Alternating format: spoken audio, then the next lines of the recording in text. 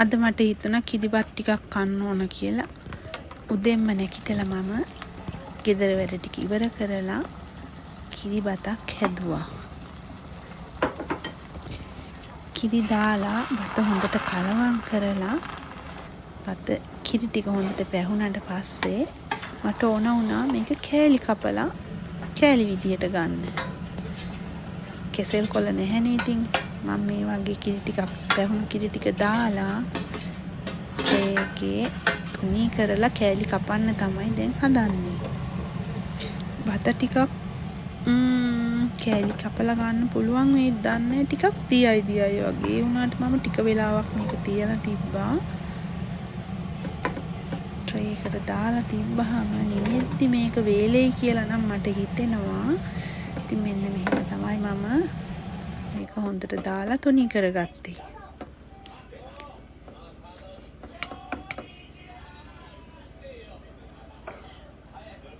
කිරි ටිකක් උඩිනුත් දාලා ඉතුරු වෙච්ච කිරි තිබ්බ නිසා තව ටිකක් උඩින් දාලා මේක වේලෙන්න ඇරියා මම.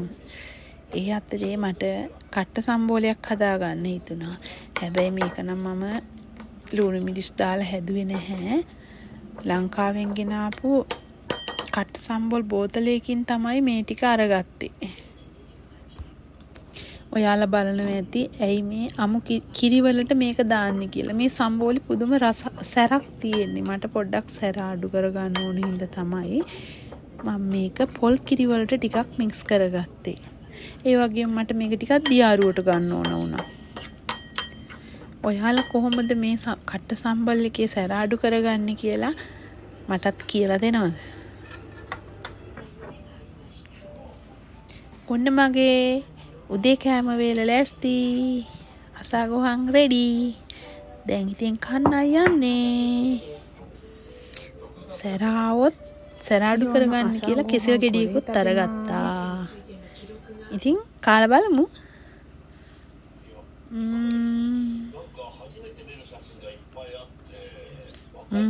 රසයි ඈ.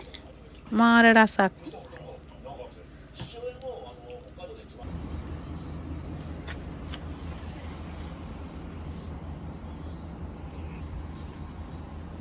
ආයේ මිරිස් කරල් ටිකකුත් ආයෙ හැදුනා.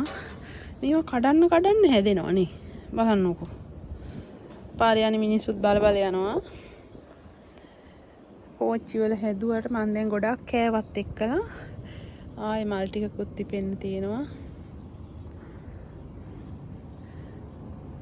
මේ මම ලංකාවෙන් ඇට ගෙනල්ලා පැලවෙන්න දැම්ම මොනවාද? බටර්ෆ්ලයි. නිල් කටරොඩු. ඒක පැලේ මේ පාර ගොඩක් හැදිලා ඒ වුණාට මේ මල් පිපුන්නේ නැහැ තාම. පිපෙන එකක් නැද්ද දන්නේ. මේ අර උඩ බලාගෙන ඉන්න මිරිස් කරා. තකනසුනේ. මේවා හෙන සැරයි මේ මිරිස් වර්ගයේ.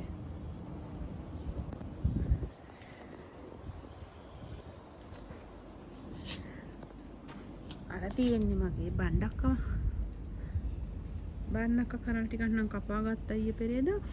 දැන් ආය මල් පිපෙන්නේ ඇවිල්ලා තියෙන්නේ ඒකේ. ඒක යටින් ඔයාලට පේනවද දන්නේ මිරිස් කරල් ටිකක් කොච්චි වර්ගයක් හිටවලා තියෙනවා. ඒකෙත් දැන් ඉදිලා තියෙන හොඳටම කොච්චි ටික. ඉස්සර වගේ සැරට කා ගන්න බෑ. ඒ වුණාට ඉතින් ලස්සනට මම හිටෙව්වා.